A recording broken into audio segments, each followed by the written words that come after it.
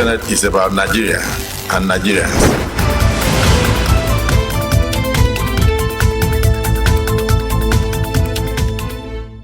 Our conscience believe that we can navigate the corridors of power, do whatever is right, in order to make them proud. Senate President charges senators to live up to expectations of their constituents. Security is everybody's business, and without security, we cannot have progress.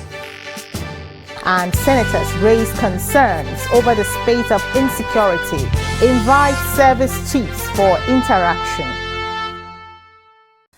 Glad to have you join me again on another interesting episode of Inside the Senate, a program that brings you reports of activities from the Red Chamber of the National Assembly. I am your anchor, Aisha Muhammad Ahmed. The Senate on Tuesday, 30th January 2024, resumed plenary after its 4 weeks Christmas and New Year break. During plenary, the Senate, among other things, attended to some matters of national importance. Our crew also interacted in an interview with Senator Kakashehu Lawal, representing Borno Central Senatorial District and Chairman Senate Committee on Special Duties, where he spoke on the 2024 budget, insecurity in the nation, among other things. Reports of these and more will be coming your way shortly. Please stay tuned. We are fighting for this democracy. This country will definitely improve in terms of developmental progress. Nigerians deserve better living. What is the team and the legislature, they are going to put in their best for a better Nigeria.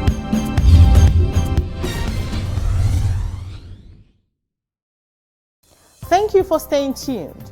We shall begin the program with a report of the first sitting of the Senate for the year 2024, where the Senate attended to some executive communications from the President, Bola Ahmed Tinubu, and other matters of national importance. Keep watching. On Tuesday, 30th January 2024, the Senate resumed plenary for the year. While welcoming senators back from their break, Senate President Godswill Obot Akpabio charged them to live up to the expectations of their constituents. Our conscience believe that we can navigate the corridors of power, do whatever is right, in order to make them proud, and return with tangible results to our constituents. We must carry this mandate close to our hearts.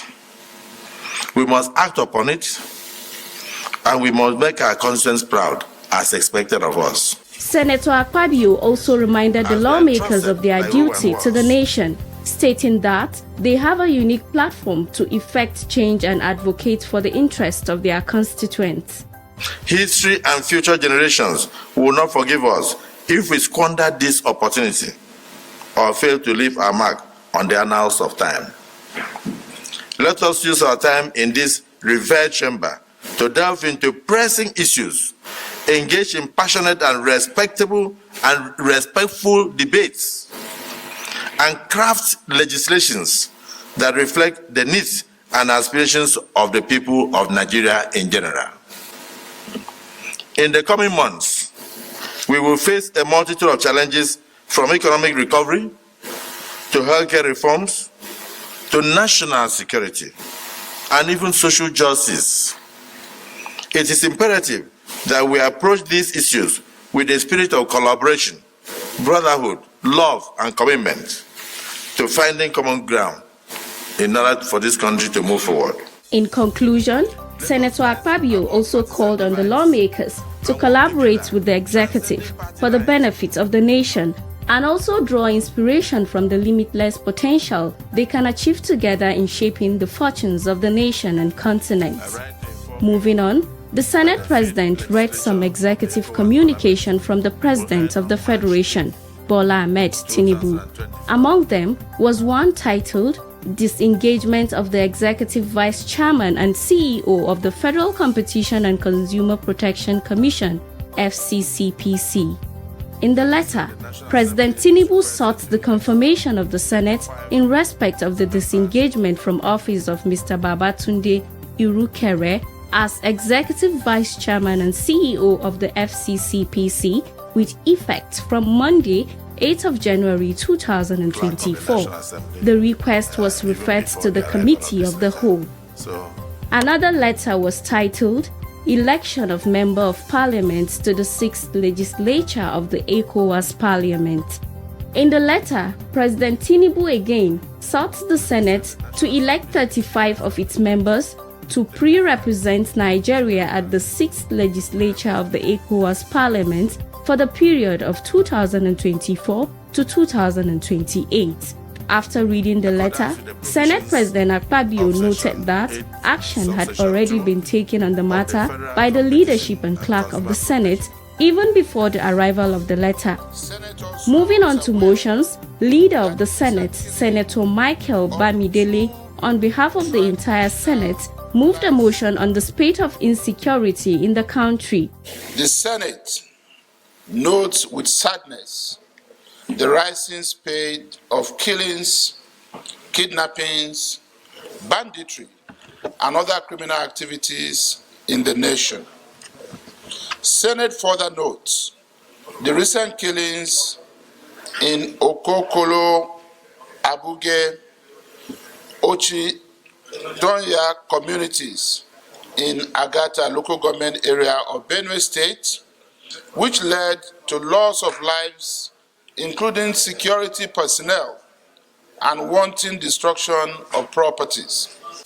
Senator Bamidele highlighted other unfortunate incidents such as the killing of kidnapped victims in the Federal Capital Territory and the entire nation even after collecting ransom, killing of 2 traditional rulers and kidnapping of 11 primary school pupils in Ekiti State, bomb blast in Ibadan, the Oyo State capital, killing of residents of Mangu, Bokos and Barkin-Ladi communities in Plateau State.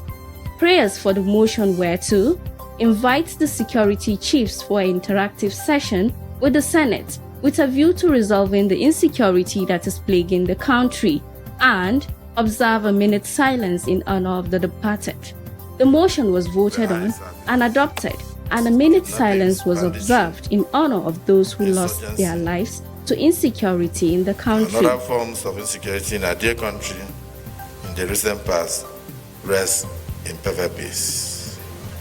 Senate President Akpabio also stated that the Senate will meet with the service chiefs this week and the outcome of the meeting will be communicated to the President as soon as possible. We have a responsibility to collaborate with the executive, contribute our ideas to ensure that our constituents and ourselves, including our children, can sleep with their 2 eyes closed. Security is everybody's business, and without security, we cannot have progress. As this 10th Senate, working with our colleagues in the House of Representatives, we are very determined to make laws, resolutions, oversights aimed at ensuring rapid progress of the country and immediate improvement in the economy of Nigeria. This will not be possible without a secured nation. Earlier on the same day, some bills were considered for first reading during plenary.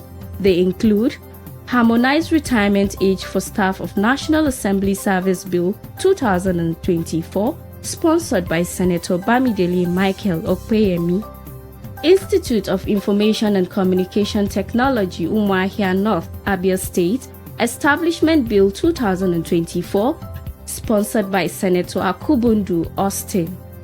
National Institute for Border Studies, Imeku, Ogun State, Establishment Bill 2024, sponsored by Senator Olamilekan Adiola Solomon. National Road Transport Council Establishment Bill 2024, sponsored by Senator Yisa Ashiru Oyelola, and Central Bank of Nigeria CBN Amendment Bill 2024, sponsored by Senator Abiru Mukail Ade Tokumbo. My career started with full career. Moving on to the committee rooms, the Senate Committee on Gas conducted the screening of Oluwole Adama Oladapo for appointment as Executive Director for the Nigeria Midstream and Downstream Petroleum Regulatory Authority, NMDPRA. To begin the process, Chairman of the committee, Senator Jaribe Agom Jaribe, granted the nominee the floor to introduce himself to the committee. By late 98, I was privileged to be employed by Total Nigeria and NLC as a senior sales executive, which I did well, and I won so many awards in about 3 years. 3 years out of the 5 years, I played that role before becoming a manager in the company in 2004. I played different roles, spent 15 years in total, all listed in my CV, SAS. Subsequently, after 15 years in total, I was employed through Philip Consulting to help in restructuring NNPC Retail, subsidiary of NNPC, which I served there in different capacities for over 10 years before the president nominated me for this role. The nominee then responded to questions from members of the committee. Your tax paper states that this certificate expires as of 31st December 2023. How do you justify this document?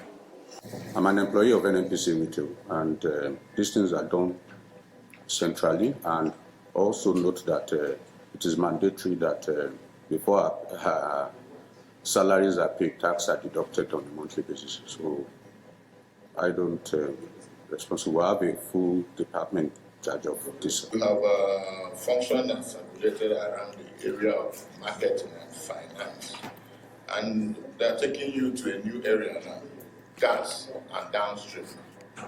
So it's like taking you to an entirely new area. So what do you think you'll be bringing to the table, considering that you don't have experience in that sector?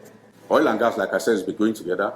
We did gas business while in Total, although in a micro level, selling cylinders to households in our respective retail outlets.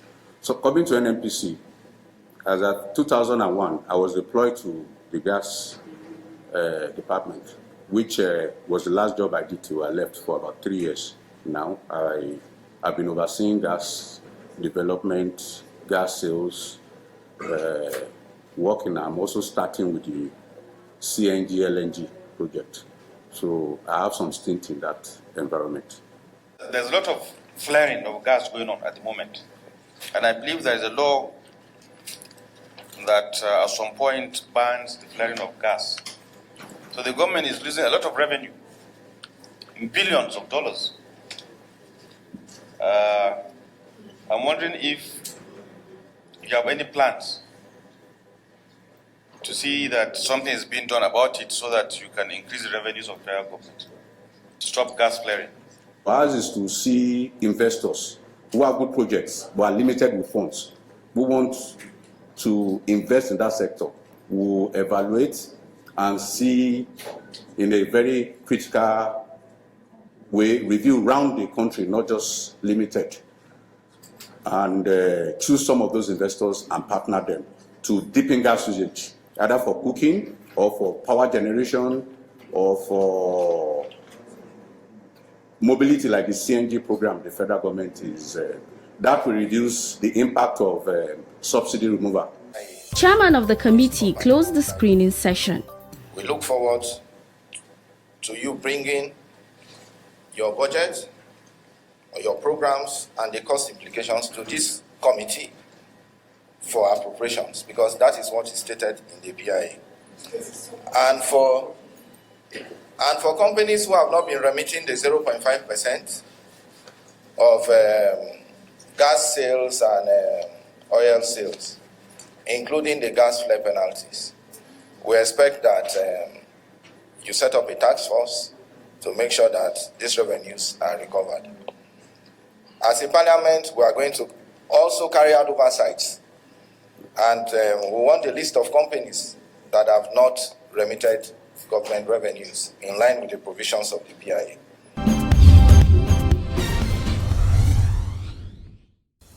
That was a report on plenary of last week from the Senate Chamber of the National Assembly and activities from the committee room. Let's take a break to open the Senate notebook. Don't go away. Bill referral is the forwarding of a draft bill to a committee under which purview its subject matter falls. This is so that the committee can carry out more legislative action on it. Irrespective of who or where the bill originates from, such actions are taken after the second reading of the bill. The committee is given a period within which to work on the bill and report its findings to the Senate.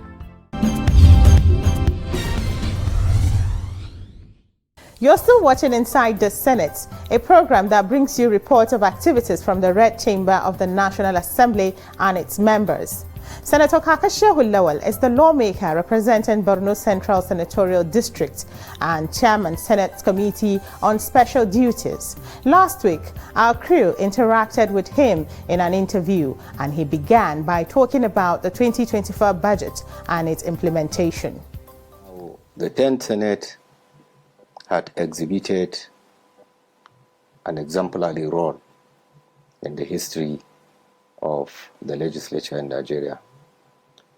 The 10th Senate, for the very first time, expeditiously considered and passed the Appropriation Bill 2024 within a very short period of time. So this effort is commendable, and then the synergy and collaboration among senators and the leadership yielded this positive result. Having said so, if you look at the zeal of the 10th Senate, we are determined to work and we are determined to discharge our responsibilities as provided by the Constitution of the Federal Republic of Nigeria 1999. Legislative agenda of the Senate would soon be rolled out, and we are going to adhere strictly to the legislative agenda of the Senate, and in so doing, we are going to visit ministries, departments, and agencies as part of our oversight responsibilities of checkmating the excesses of some of these MDAs with a view to providing quality representation, and also ensure that the MDAs adhere strictly to funds appropriated by the National Assembly and the 2024 Appropriation Act. Senator Kaka also spoke on the spate of insecurity in the country and efforts of the Senate in tackling the menace. Well, I believe the insecurity bedeviling Nigeria is a temporary eclipse. As a Senate, we are determined to bring to an end this temporary eclipse by tasking those saddled with the responsibility of providing security, law and order to be alive to their responsibilities.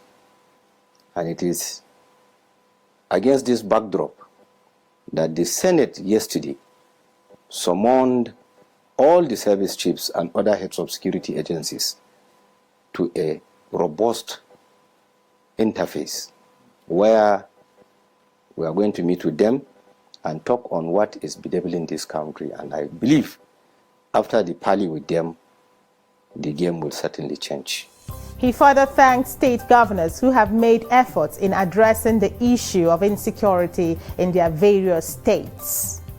I wish to commend our various state governors that are in the front line, particularly my own state governor, His Excellency Governor Babagana Umar Azulum, who is also a civilian general in his own right, at least for providing effective leadership in the front line in tackling the menace of insecurity.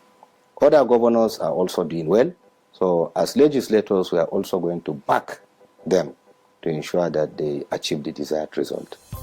On the hardship faced by Nigerians due to fuel subsidy removal and dollar exchange rates, Senator Kaka had this to say.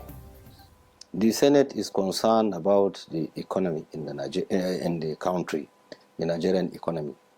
And fortunately, I am a member of the Senate Committee on Banking and Other Financial Institutions. We have a meeting for today, 2 p.m., to look at certain things, and that the president of the country is not also resting on his oars. He has tasked the CBN and the coordinating minister of the economy to ensure that something tangible is done about the Nigerian economy. And as a Senate, we are going to create an enabling environment for these agencies we are oversighting in the Committee of Banking and other financial institutions to ensure that the Nigerian economy is once again stable and is bounced back to its status quo of yesteryears. In closing, the lawmaker asked Nigerians alike to be optimistic of better days ahead. Well, I want my constituents to have faith in the present administration and Nigerians alike. For every hardship, certainly there would be relief. As senators of the 10th Senate or as members of the National Assembly, we are determined to ensure that the economy is stable, security is provided, and the common man sleep with his two eyes closed. It is very rough right now, but I implore on them to be patient and be prayerful. As their representative, the game is certainly going to be changed in due course. That was Senator Kakashehu Lawal, Senator representing Borno Central Senatorial District and Chairman, Senate Committee on Special Duties, speaking on efforts of the Senate to address insecurity and challenges facing the economy. Up next is our profile segment. Stay tuned as we present to you our Senator of the Week.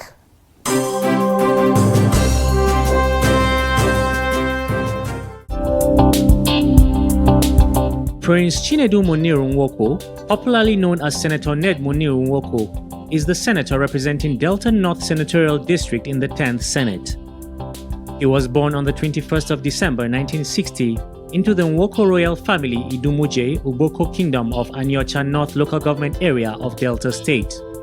Senator Nwoko received his primary and secondary education in Nigeria, after which he moved on to the United Kingdom, where he got his first degree in law and history at the University of Kiel, Staffordshire, United Kingdom. He also attended King's College London, where he obtained an LLM in Maritime and Commercial Law. Senator Ned Nwoko was subsequently called to the English bar at Lincoln's Inn. He was awarded honorary doctorate degree in letters by Commonwealth University College, Belize, North America. Senator Ned Muniru Nwoko began his legal career with a brief start at Crown Prosecution Service and qualified as a solicitor of the Supreme Court of England and Wales. He worked at Kumar Solicitors and Pascal Diaz & Co. Solicitors before establishing Ned Nwoko & Co. Solicitors in London. Senator Nwoko was Secretary General, Nigerian Legal Practitioners, United Kingdom, member of the Law Society, England and Wales, and was visiting advisor, Citizens Advice Bureau, based in London. At the peak of his legal sojourn in United Kingdom, he had the biggest black law firm in England and was recognized as the best black lawyer of African descent in England, 1995. On moving back to Nigeria at age 38, he became a member of the Nigerian House of Representatives from 1999 to 2003 under the administration of President Olusegun Obasanjo. He served as a representative for Anyocha North-South and Oshimili North-South in Delta State. Senator Nwoko was elected into the Senate in the February 2023 elections on the platform of the People's Democratic Party (PDP). He currently serves as the Vice Chairman of the Senate Committee on Environment in the 10th Senate. His legislative agenda include human development and empowerment, health, education, and security.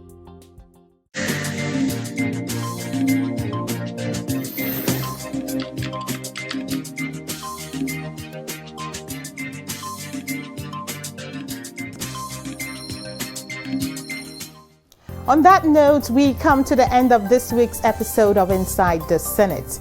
Follow us on YouTube and Facebook for more updates on activities of the Red Chamber and its members. Thanks for watching and see you next week.